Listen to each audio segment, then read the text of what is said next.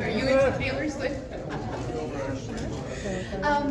So I guess, yeah, I think, Jennifer, you go right there where you are, yeah? Jennifer! I think, Brad, you go over here. And then Sim next to Jennifer, please. Thank you.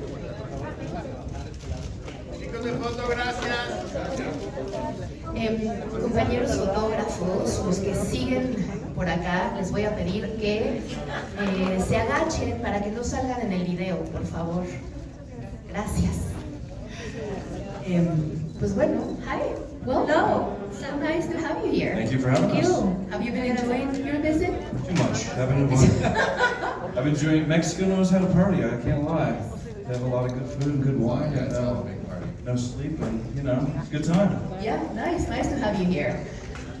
So I guess we have some questions from the press, and I'm going to be making those questions for you guys. We're going to start with Argentina. This question comes from Argentina. Cinefan Girls, Argentina, Mariquela Calvo Ford, pregunta que mandó online, y this question is for Jennifer Lopez. In Atlas, you portray a cunning and formidable woman. chica de azul, Which ¿te ves ahí? iconic female characters from science fiction films inspired your creation of this role? I mean, I think there was two very specific ones, and actually one of them I remember, and I didn't think about it when I was doing Atlas, but Terminator 2 with Linda Hamilton. I don't know if you guys remember that film, but for me, she was the baddest of the baddest bitches ever. You know what I mean? Like, I just remember being in the theater, watching it in New York, like, oh my God, I want to be her so bad. I'm going to be an actress, and that's what I'm going to do. And I didn't really ever get to do it when I was younger, and so now to be able to do something like it, it's not exactly that, but that type of character. The other character that I really loved and that Brad and I spoke about very much while we were filming was Ripley in Alien. Sigourney Weaver. So those two for me were the most iconic kind of sci-fi action movie characters that. One of the reasons why I love Cameron, right, is Aliens, where he works with Sigourney, and then Hamilton and Terminator, and the tone that he makes and how awesome he makes female badass women. You're just like, that guy's the greatest at doing this. And so yeah, those are the two excellent touchstones. What about you, Simu? Did you get inspiration from any science fiction characters? Yeah, I mean, playing Harlan as an artificial intelligence, I think there's a lot of blueprints out there. I think starting from Kubrick in 2001, even like the voice of Hal, who is so kind of even-keeled and chilling. And then, I was a huge Star Trek fan growing up, so I loved Brent Spiner as Data. I thought was phenomenal, and so I just tried to take, although those are all kind of friendly AIs, but I tried to take that voice and that kind of friendly disposition and kind of warp it in a way to make it unsettling and a little terrifying. Yeah, that even tone is the thing that is kind of the scary. That and the blue eyes, because I don't know if people know this, but Simu had contacts on the whole time, and he only told me after like 2 days, he's like, I can't really see you, Brad. I was like, oh, so that's why you're staring through me. So intense, I was just like, he's just staring through everybody. On set every day, like. and Where is everybody? Yeah, and they were like, oh, that's good, keep doing it. And I was like, okay. Bueno, la pregunta era que en qué personajes se habían inspirado para sus papeles, personajes de ciencia ficción.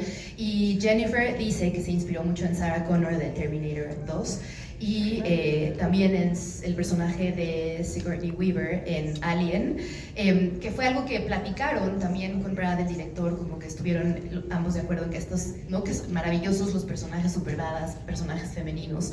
Y Simu dice que es muy fan de Star Trek, entonces se fue mucho por allá, y también habló de Odisea en el espacio. Fueron como que aunque son inteligencia artificial buena onda y su personaje no es tan buena onda, pero bueno, que tomó inspiración de por allá. La siguiente pregunta: humanity face regarding artificial intelligence. What aspects of new technologies do you find most surprising?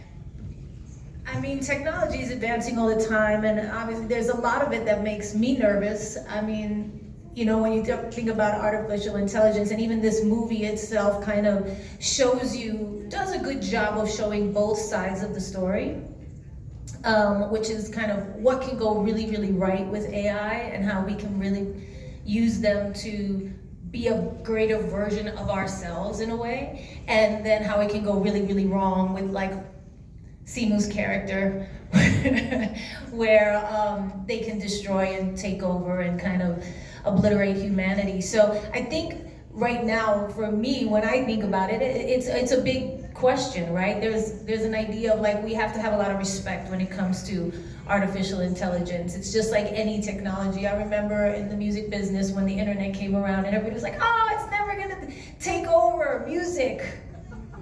And I was like, okay, well that happened.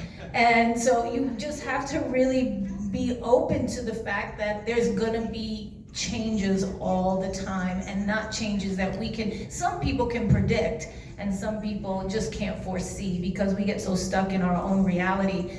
But yeah, I think it's about respecting it and not letting it kind of take over in any way, but using it to aid us in the best ways that it can. It's all about balance. Of course. Bueno, tenemos una pregunta de Brasil, fan influencia, es de Diogo Cunha, y the question's for Jennifer Lopez. With an impressive career and numerous films to your credit, do you still experience those famous butterflies in your stomach when working on projects like the new Netflix film, Atlas? I have butterflies right now. I always have butterflies. I don't think, it ever gets old to me, no matter how long I've been in this business. I always feel the excitement of doing what I do and being able to be blessed to do what I do. For me, it is a huge, privilege to be able to find something so young that I was so passionate about in entertaining and performing and singing and dancing and acting and producing, and be able to be doing that my whole life. And so, yes, I still get butterflies.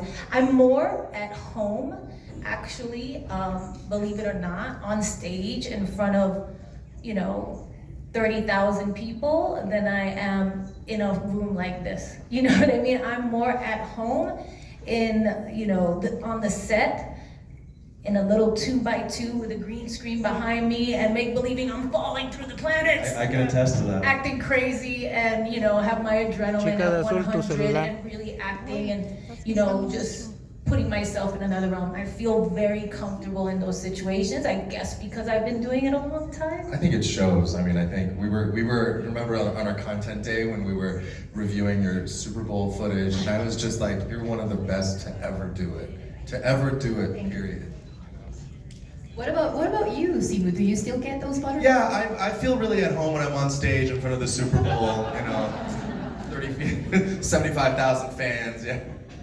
I think what Jen said really rings true. I think, I think the butterflies never really go away, but I think I think as artists, and certainly as performers, I think find a way to be excited by the butterflies and to use that kind of nervous energy, and to embrace it in a way. I think some of the greatest actors I've ever known and ones I look up to experience terrible stage fright and nervousness and anxiety, and it's not the lack of those things that allows them to be great. It's that they accept it and then they embrace it and then they work through it, which I think is pretty incredible. And what happens as a director? Do you still get butterflies? Yes, I came from animation. I sit in a room by myself and draw pictures. That's like my background. So when you go to a set and there's 400 people that want your opinion, it's a little bit nerve-wracking, but just to add on to what they said, generally I think those butterflies are because you care so much, right? Like if you didn't have that, something would be wrong. Like you need to have that. It means you've invested so much, you care so much, and it's sort of like your body's preparation to like pour your heart out into something, I think is what happens. But one of the things that both of them said that is 100% true is the sooner you can get into the flow state, the better. The more at home you are, like as a creative who wakes up every day and all I want to do is create, like literally, you can ask my girlfriend, I drive her crazy. I would wake up and I just want to go make something. And when you get in that flow state, you can make her breakfast in bed. Dude, I don't want to poison her. I am not good at cooking. I'll do everything. You can make her a cup of coffee. There you go. I do that. But like once you get in that flow state, it's like that's what you live for, you know, being that creator and being in that creative state. And so yeah, once you get in that space, you never want to leave it. It's so addicting. You're like, this is what I was built to do. I love doing this. So I think if you don't get the butterflies, maybe that means you're AI or a robot. You should check. Tenemos ahora una pregunta de Brasil, de Estación Nerd, y Caro Rodríguez pregunta para Simu. Whoa, really? Yes, you got your own question. And that one, for me? Para Simu, from Brazil. What is it like to work with Jennifer Lopez, who's often regarded as the premier action actress of our century?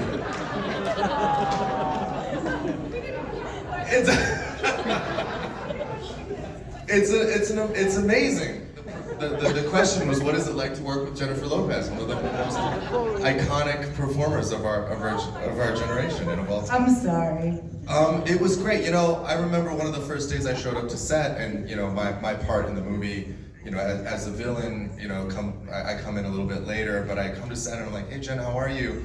You know, she was so like, she just seemed like such a trooper in that little canopy where she and Smith resided for so much of the movie, you know, and I was like, hey, how's it going? She's like, I've been here for 6 weeks. How are you? And I'm like, well, I have no right to complain.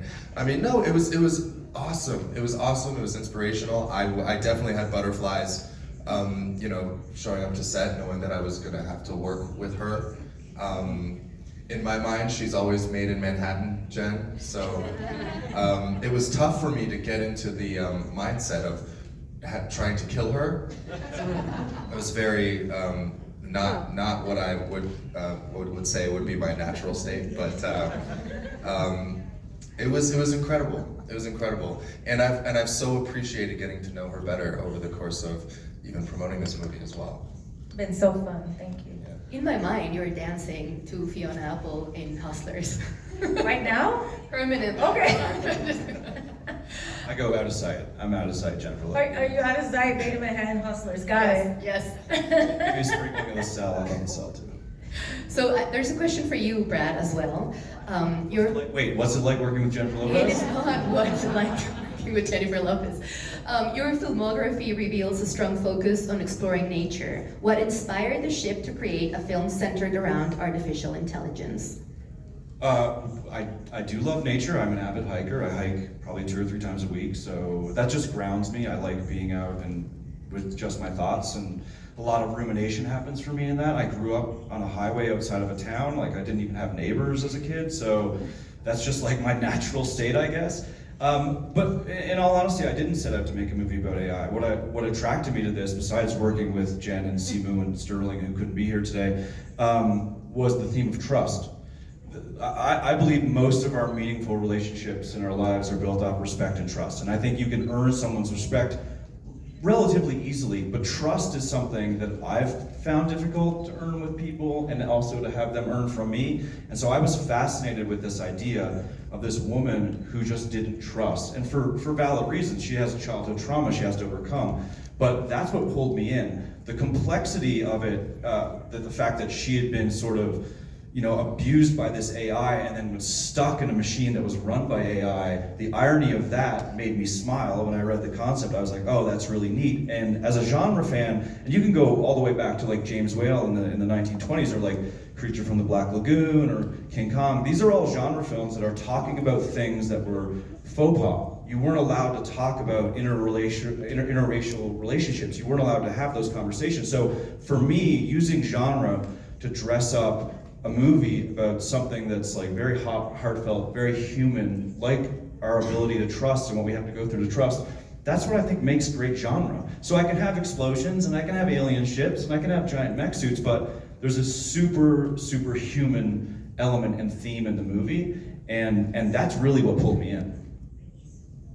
I like that. Welcome. Long-winded, but whatever. So we have a question from Nueva Mujer, Karen Hernandez. She's right here, I think. And the question is for Jennifer Lopez. This film blends science fiction and action with a deep emotional core. How do you tap into Atlas' emotions and motivations to bring her character to life?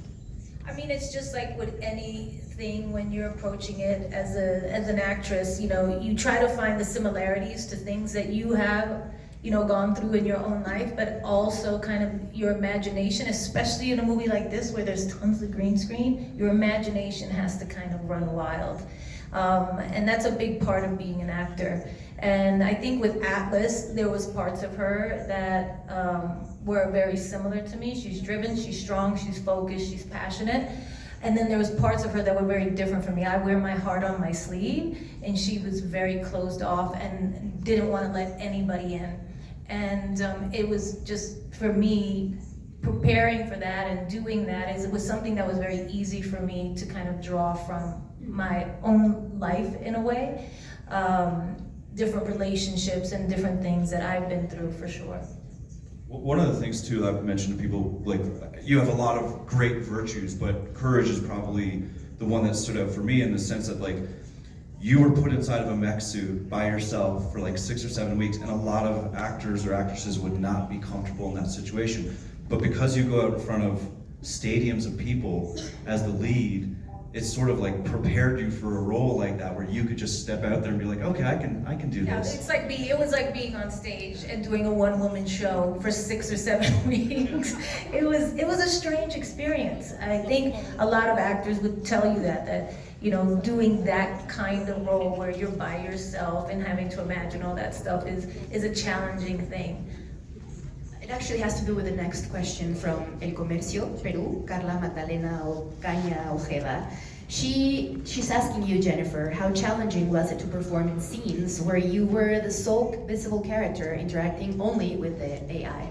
Yeah, I remember, like, somebody was saying that Jodie Foster, when she did Contact, said that was the hardest acting that she ever had to do, because she just had to do it by herself and she had to use her whole imagination, and that's just what it was. And I remember thinking, when I read the script, oh, esto va a ser muy fácil. This is gonna be an easy job for me. It's gonna be by myself. I'm gonna, you know, I don't have to wait for anybody. I get to show up, do my thing, couple of takes, go home. And it was so exhausting to kind of stay at this level of adrenaline of, like, your life is over, you have to save the planet, you're in a life and death situation the whole entire time, that at the end of the day, I would just be so exhausted, not just emotionally, but physically, like, from just like tensing up my body and throwing myself this way and that way and doing all these things and trying to concentrate and seeing things that weren't there and all these kinds of stuff. So I would walk home every day what I would call the tired limp, which is, you know, you're limping. Usually you limp because you're hurt, but when you limp because you're tired, you're kind of like just a limp from being exhausted. That's how I walk to my trailer every single night. So It was I feel so bad right now. It was exhausting, but it was also exhilarating in a lot of ways, because it was a new type of thing that I had never done. Simu, I have a question for you. This is my question. I want to know, not the differences, but the similarities in playing a doll and AI. Are there any? I mean, you can talk about the differences as well if you'd like. Well, one. Yeah, one. I don't remember Ken wanting to world. One kind of surfs and does beach all day, and then at night does we party and we have choreographed dance sequences. And, so fun. And the other one is trying to obliterate humanity. So Right, yeah. it's kind of tough to find similarities, I guess. Because you're bringing to life both inanimate. Neither of them have genitals. I did it. I found a similarity. Thank you. You're a genius. No, ¿cómo dice genitals? Genitales. Genitales. Ninguno genitales. Ken y Harlan no tiene genitales. Sí, se lo estaban preguntando. Ahora lo sabemos. Gracias, Simu. De nada. So we got a question from Milenio here in Mexico, Rosa Solano. Jennifer, in the film, your character distrusts artificial intelligence and has to work alongside it on a special mission. In real life, how much do you trust new technologies and how do you incorporate them into your daily activities? And I'm just going to go ahead and ask all of you guys the same question. I zoned out because the question was for Jen. What was the question? It's like, how do we use technology in our everyday lives, and how do we embrace it? And if you guys trust new technologies. And do we trust it? I'm not like a super technical guy, actually. I mean, everyone thinks like because I do lots of visual effects and explosions and stuff, I am, but I'm not. I'm actually more of like a pencil and light board, and like I come from animation, so. Do you talk to your devices? No, No, I don't. I don't talk to my devices at all. So weird. No. People turn on the lights, you know, it's kind of weird. Do you guys use People like love it though. GPT for anything? I don't. Yeah, I've started using ChatGPT to come up with travel itineraries for me. Like if I'm going somewhere, I'll be like, give me like a 3-day itinerary of Palermo, Italy, or like, you know, Mexico City, 3 days. What would I do? And GPT will like tell you. You know, you can say. Tell me where the best places to shop and all that. Yes, as long as it's before 2022 or wherever GPT goes up to. But it will. You can say, this is where I'm staying. Find me an itinerary where like I'm not bouncing around the city, like where everything kind of makes sense, everything flows, and it'll spit something out. It's amazing. Yeah. Terrifying, but. So you do trust them? I don't think I trust. Yeah, I'm not like divulging my deepest, darkest secrets, but I think we're on the precipice of like quite a revolutionary moment when it comes to AI. You know, I think we all feel it. I think a lot of us in the entertainment industry feel it. A lot of us in the arts feel it, and yeah, I think scary is a great word, and I think it's imperative to me that we keep in mind humanity always comes first, and that decision making should always. I think Harlan is the perfect example of why AI should never be used for decision making. We should never let algorithms and data be the decision-making leaders. I mean, we should use those things to enhance and to as tools and to inform, exactly, but never to lead. You know, I don't want to work in an industry where every single creative decision is made by data or an algorithm. I want these decisions to be made by passion and human emotion. You know, there's a filmmaker who loves to tell a story. This is the story they want to tell. Like that's the movie that we should make. And if the story is true and the emotionality is there and the character is good, then people will watch it. Those things can't be quantified by data. I had an interesting experience because I worked with a couple futurists before we made the movie, and it was to do everything like talk about like weapon systems, propulsion systems, ecology. Like I didn't want to show Los Angeles in the beginning of the movie like you'd seen it like with Mad Max or something where it's all sand dunes. Like I wanted to try to figure out what would really happen in probably about 100 years, and that's why you see these giant arrays for solar power in our version of Los Angeles. And he had a really interesting thing that he said to me about AI, and it sort of was my true north for making the movie, and it was very much in line with what I wanted to do intuitively, which was, he said, AI is a tool. It's like a hammer. A hammer can do a lot of harm, and a hammer can do a lot of good. You know, like you could build a house with a hammer and save lives. And when he said that to me, I realized that's exactly what I want to do. I want to show that AI is something that's basically here today now, but it doesn't excuse us people from being responsible. We are the responsible entities of it. It is a tool. We have to take ourselves in full responsibility of how we use it. And this movie shows that. It shows the full good of it and how humanity can grow and expand and go way beyond itself. And then it shows how nasty Simu can be and try to kill everybody. Please don't kill us. Well, I promise. So we have another question from Argentina, Magela Muso. This question is for you, Brad.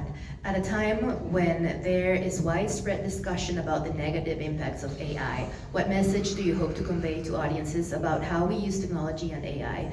Additionally, which film had the most influence on you while making this movie? I feel like I just covered the AI part of it, right?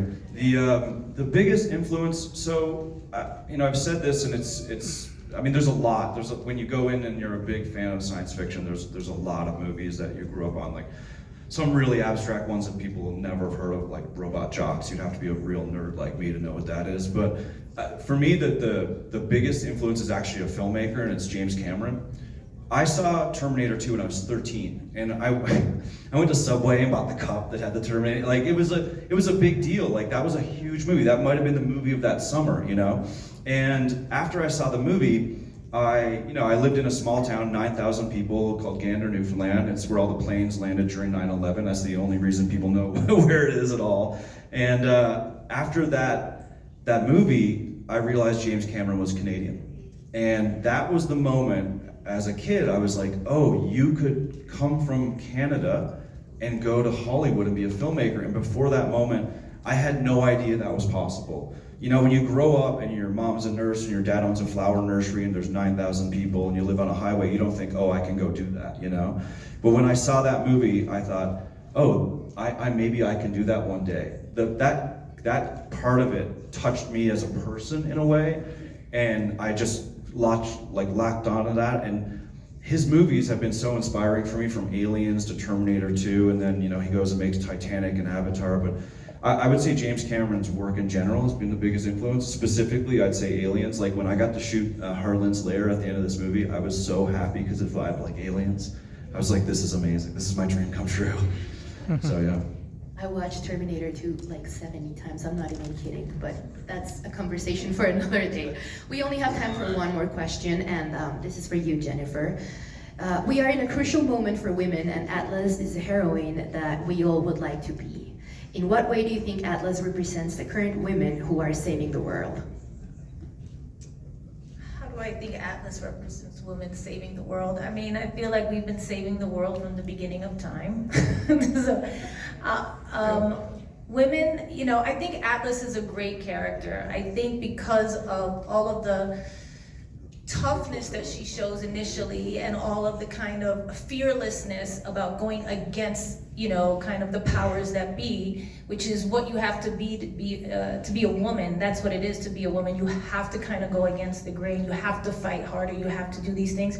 But also for her tremendous vulnerability and her tremendous kind of pain that she carries. I feel that as women, that is a big part of our journey as well, and she represents both sides of that in a really beautiful way, I think. And where she gets to at the end, you know, having started where she started, and then Smith kind of chipping away at her, getting inside that hard exterior that she's had to have her whole life, because everybody thinks she's crazy, nobody wants to listen to her. This is like experience that women have all the time. You know, she's criticized, There's a lot of men in this movie that don't believe you. That don't believe her. You know, and I can understand and relate to that, and I know a lot of other women can too, especially in my own business, you know. You're criticized, you're put down, you're laughed at when you don't, you know, succeed, and then when you succeed, they want to tear it down. You know, there's always this thing as a woman, and especially as a Latina, to kind of in this business, to be taken seriously, to, you know, be working at the highest echelons of your industry and what that comes with. And I think Atlas really represents all of the greatest parts of women, their vulnerability and their strength and courage. Well said, yeah. Thank you. Yes, thank you, Dime. ¿Qué te pasa? Your divorce, Ben Affleck is real. Okay, we're not doing that. Thank you so much, guys. Really appreciate it. Thank you, thank you. You know better than that.